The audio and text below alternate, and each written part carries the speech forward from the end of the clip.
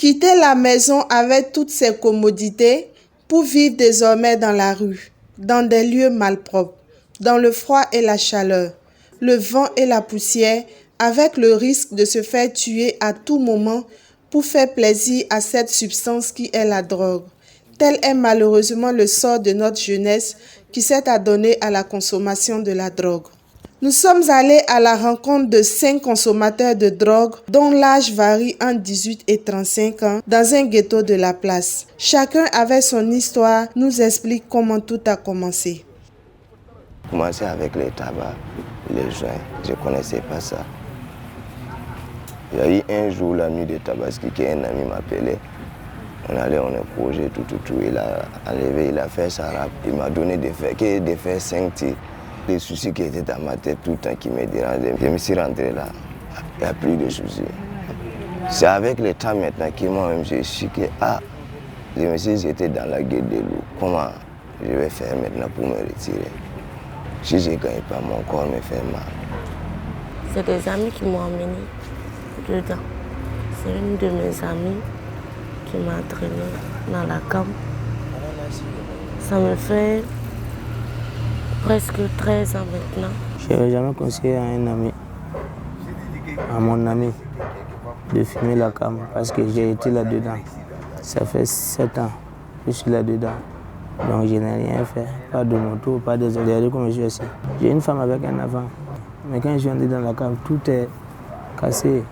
Moi avec la femme on ne s'entend pas, la famille on ne s'entend pas. Tout ça c'est dans la cave.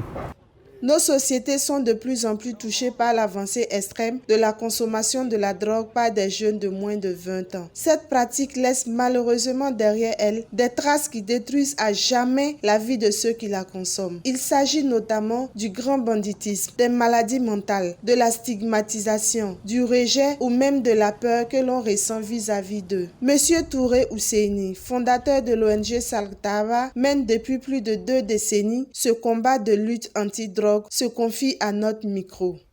Plusieurs raisons qui poussent les gens à consommer la drogue. L'esprit de mode même peut amener les jeunes à se donner à la drogue. L'esprit de mode, l'esprit de groupe, entraîné par le groupe. Vous voyez au niveau du scolaire, vous allez voir qu'il y a beaucoup qui ont été entraînés par le groupe. Les contacts entre les jeunes, les problèmes familiaux, une famille qui est disloquée, les enfants n'ont pas de repères, la pression sociale, l'acculturation. On accompagne, on essaie de référencer à des structures qui sont spécialisées, à la prise en charge, mais très rarement on a essayé, mais les résultats sont très minimes. Et je vous dis que c'est très difficile. Et même ceux qui essaient parfois rechute, il y a des rechutes, beaucoup de rechutes. Et l'expérience a montré qu'on doit mettre beaucoup l'accent sur la prévention.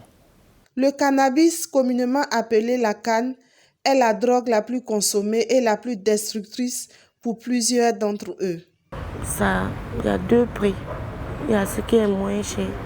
Ça c'est le off, ça c'est 1200.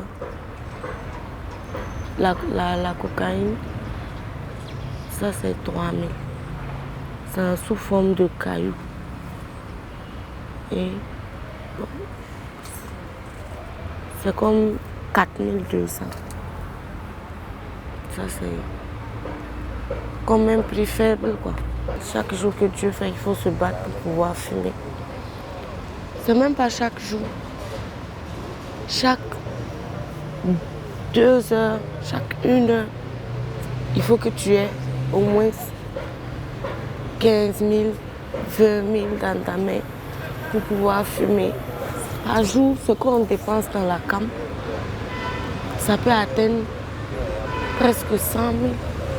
Ce jeune est titulaire d'une licence en génie civil. Il aurait pu devenir un ingénieur aujourd'hui, mais à cause de cette substance, il est un sans-abri, sans famille et sans avenir. J'ai eu jusqu'à ma licence sans redoubler aucune classe. Licence en génie civil.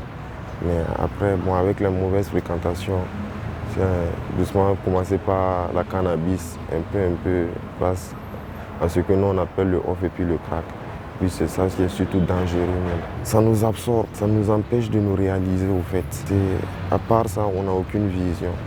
Tout ce qu'on fait là, c'est pour chercher à fumer.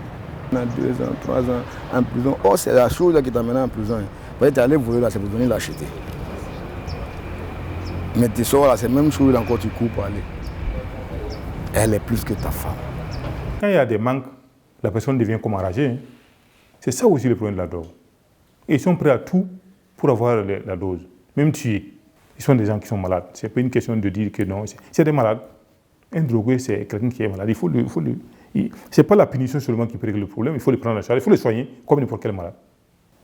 Les parents, il faut suivre les enfants. Rentrez le soir dans sa chambre, prenez son habit, essayez de sentir l'habit, voir qu'est-ce que l'habit sent.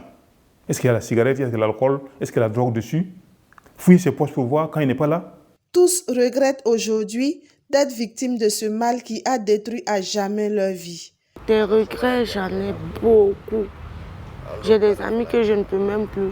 Même si je les vois en circulation, je me cache. Donc, si je m'arrête avec eux-mêmes, c'est la honte. Ils ne vont même pas me reconnaître. Je vous demande, frère, si vraiment vous êtes au sérieux pour nous aider, que Dieu vous donne la force et tout le nécessaire pour nous aider. Celui qui peut nous tendre la main et on va plus sortir dans ça. Que Dieu donne la personne en bonne santé et il est guide envers nous. Cette jeunesse qui représente le futur de notre nation se voit de plus en plus touchée par ce mal qui détruit définitivement leur vie. Car il est facile d'y entrer, mais très difficile de s'en sortir. Si rien n'est fait, le futur de cette nation risque de tomber en ruine. Le grand banditisme continuera à prendre de l'ampleur d'année en année et notre société risque d'être vouée à l'échec.